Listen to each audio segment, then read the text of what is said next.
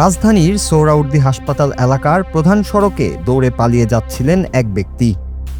তাকে আটকে চোর সন্দেহে থাকে উপস্থিত কয়েকজন তরুণ। এমন ঘটনা দেখে এগিয়ে আসেন মুখলেসুর রহমান নামে এক ট্রাফিক পুলিশ সদস্য। দায়িত্বরত ওই পুলিশ সদস্যর বডি ক্যামেরাতে ধারণ হচ্ছিল এই ঘটনার ভিডিও, যেখানে দেখা যায় এক ব্যক্তিকে রাস্তায় ধরে করছেন স্থানীয় কয়েকজন তরুণ। ওই পুলিশ সদস্য ঘটনা জানতে চাইলে যুবকরা জানান, হাসপাতাল এলাকায় অতর্কিত দৌড় দেয়াতে তাকে চোর সন্দেহে আটক করে পথ চলতি কিছু যুবকেরা।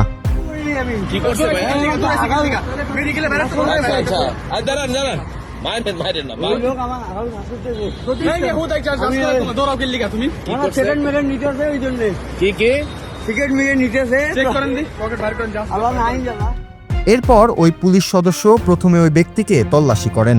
সন্দেহজনক কোনো কিছু না পাওয়াতে তিনি কেন দৌড়াচ্ছিলেন তা জানতে চান ওই পুলিশ সদস্য।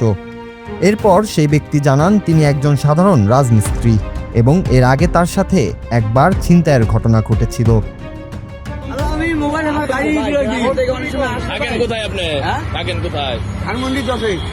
কি করেন? রাজের কাজ তো বললেন ভাত খাইতে এই মোহাম্মদ করেছে।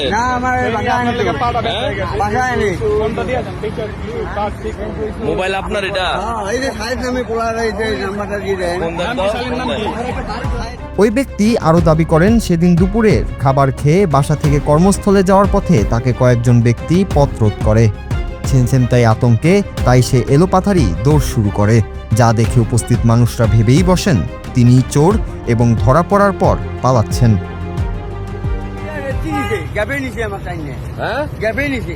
চিৎকার দিলেন না কেন? দৌড় মারছি, এখন উল্টা আপনারা তো ব্লেম দিতেছে, আপনি ভালো না। পুলিশের ওই চৌকস সদস্য বুঝতে পারেন এই পুরো ঘটনাটি একটি ভুল বোঝাবুঝি কেন্দ্র করে ঘটেছে। এরপরও শতভাগ নিশ্চিত হতে ওই ব্যক্তির কর্মস্থলে তাকে নিয়ে হাজির হন সেই পুলিশ সদস্য। সেটা যাচাই করার জন্য, আসলে উনি প্রকৃতভাবে রাজমিস্ত্রি কিনা এটা দেখার জন্য। আপনি চিনেন ওনারে? কি করে উনি? সেখানে গিয়ে তিনি জানতে পারেন জনরোষে পড়া ওই ব্যক্তি আসলে একজন সাধারণ রাজমিস্ত্রি এবং একটি নির্মাণাধীন ভবনে তিনি গত 1 বছর ধরে কাজ করছেন। সবকিছু পরিষ্কার হওয়ার পর ভুক্তভোগী ওই ব্যক্তিকে তার কর্মস্থলে পৌঁছে ফিরে আসেন সেই পুলিশ সদস্য। ঠিক আছে, তো আল্লাহ আপনাকে ভালো রাখুক। পরে এই ঘটনার ভিডিও সামাজিক মাধ্যমে প্রকাশ করেন মুখলেসুর রহমান। হুটহাট এভাবে রাস্তায় দৌড় দেখতে যে কতটা ঝুঁকিপূর্ণ সেই সতর্কবার্তা নেটিজেনদের মাঝে ছড়িয়ে দেন তিনি।